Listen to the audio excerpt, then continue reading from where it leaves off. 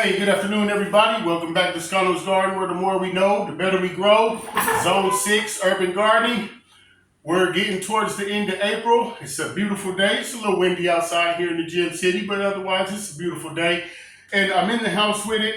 And we're going to talk about this again because a couple people asked me, and I want everybody to really get what I'm about to say down because it can make a big difference between having a really nice harvest outside and really putting your seedlings and things where they want to go outside. But the problem, and I commented yesterday on a quick tip Facebook post yesterday about it, and that's the seedlings getting too tall too fast. And there's really one good way we can avoid that, well, two, to ensure that doesn't happen. Because once again, what's happening is our seedlings are in their places, they're in that dirt, and they're getting ready to pop up. Now, once they pop up past that soil line right here, they're going to be going real fast, looking for that light. Now, however far that light is, especially if you're indoors, because the indoor light is real low versus the outside light, of course,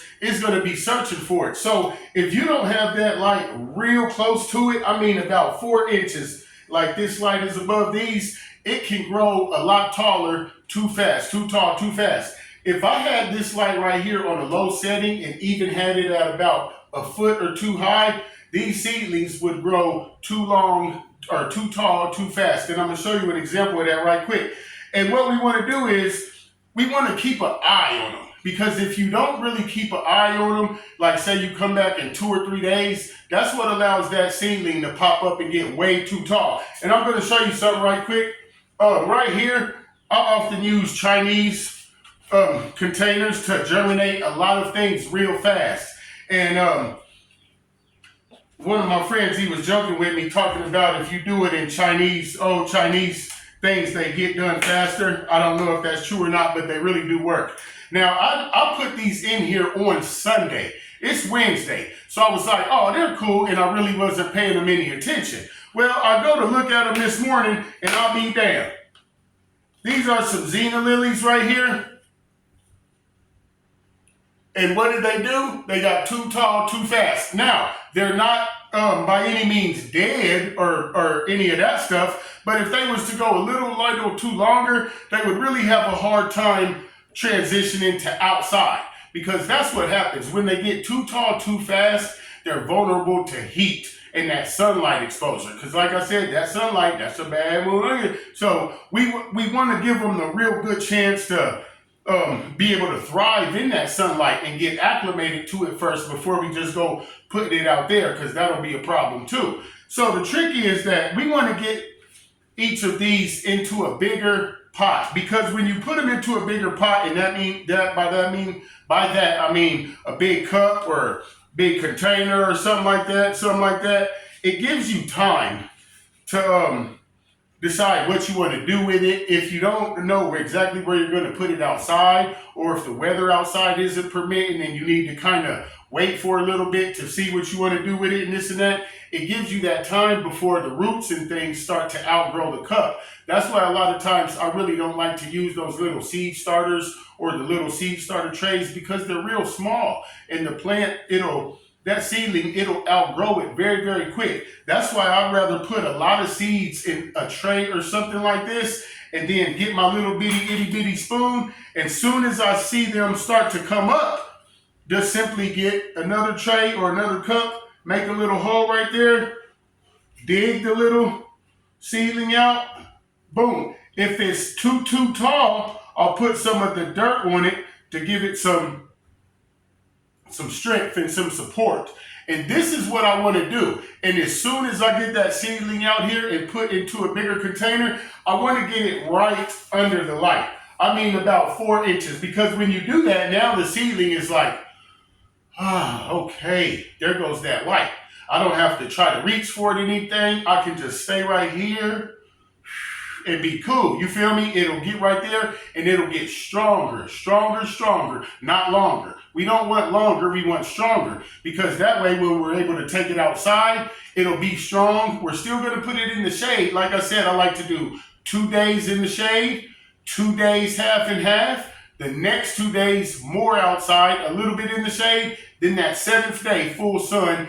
I mean, what did I say? 2 days in the full shade. The next 2 days half and half. The next 2 days mostly sun, a little bit of the shade.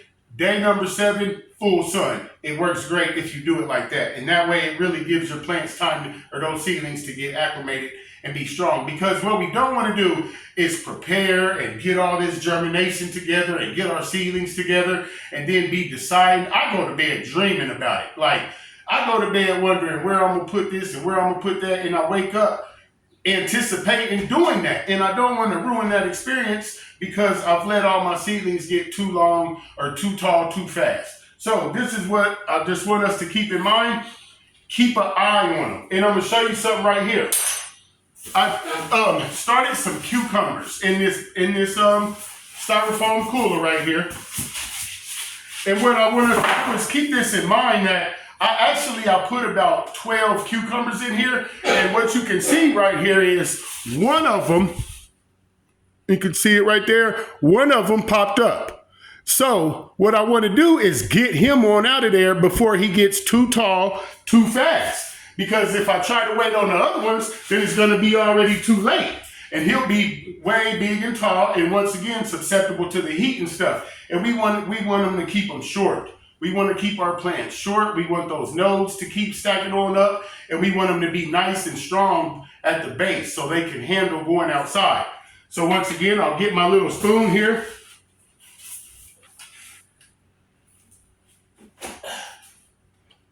And no problem at all. Dig them right out. That's why I always say, keep you a little bitty spoon and some chopsticks if you're going to be doing this. Then I'll stick this down there. This is, there we go. This is a tender green cucumber, by the way. So bam. So now I've got them in there and I'll put them right up under this light. Now that is all I need to do to save the plants or the seedlings from getting too tall. And then I'll put this on back. Oh, spray it with some water. And I'll put this right back in the spot it was in, so that way the rest of them can come up and do their thing. But we really have to be vigilant, pay attention to what your seedlings are doing. If they're starting to get tall like these right here, you want to make sure you get them into bigger containers and get them under the light. That's going to be really, really important. Oh, shoot.